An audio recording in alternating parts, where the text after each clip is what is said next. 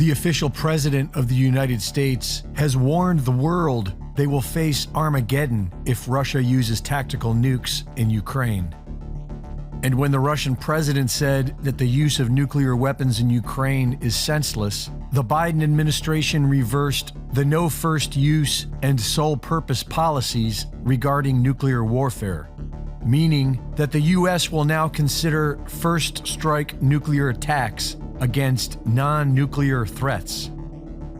In a surprising break from projection and gaslighting, U.S. Congressman Jamie Raskin recently explained the truth behind the current U.S. policy with Russia. Russia is an Orthodox Christian country with traditional social values, and for that reason, it must be destroyed, no matter what the cost to us.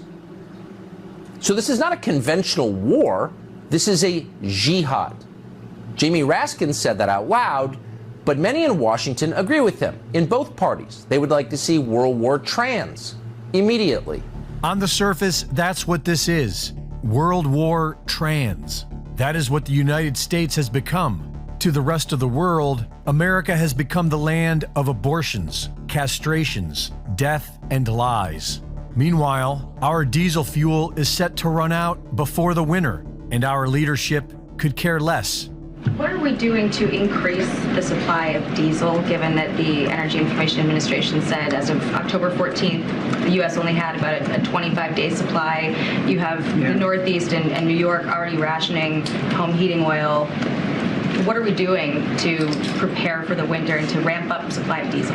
I'll take the question on the diesel because I just don't have the data on that in front of me. So let me take that and we'll get back to you on that. But writ large, the president has been working very, very hard to make sure that we're that not only are we ready for fluctuations that could come, and of course the prices are going down, and we think that's important, but that we are also doing what we can to help our European friends and partners who are also going to be facing a long, cold winter. We have doubled our commitment. The commitment he made in March for natural gas exports to Europe, we've doubled that commitment. The president has cut off our fuel and given away our emergency reserves. Without diesel fuel, the entire nation comes to a halt. And at this point, nothing is being done to stop it. The problem is, at this point, there may not be an answer because there may not be a way to avoid a disaster. Diesel fuel is not just low in this country, it's low in every Western nation that has aligned itself with Ukraine. All these nations preparing for World War trans are running out of diesel fuel. While millions may be scratching their heads over World War trans, too afraid to speak against it, Russian President Vladimir Putin recently explained what it's all about and how Russia has already been there.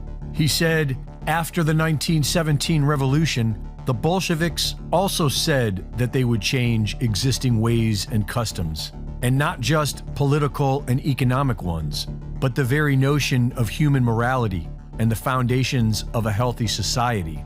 The destruction of age-old values, religion, and relations between people, up to and including the total rejection of family. All this was proclaimed progress, widely supported around the world back then, and was quite fashionable, same as today. Parent number one and parent number two, birthing parent instead of mother. I repeat, this is nothing new, and they made such a mess it still makes one shudder at times. President Putin says America should do what they want, but leave Russia out of it. They've already been there. And seeing as how Americans have become nothing but submissive spectators, it seems as if the United States will be going there as well, starting this winter. Reporting for InfoWars, this is Greg Reese.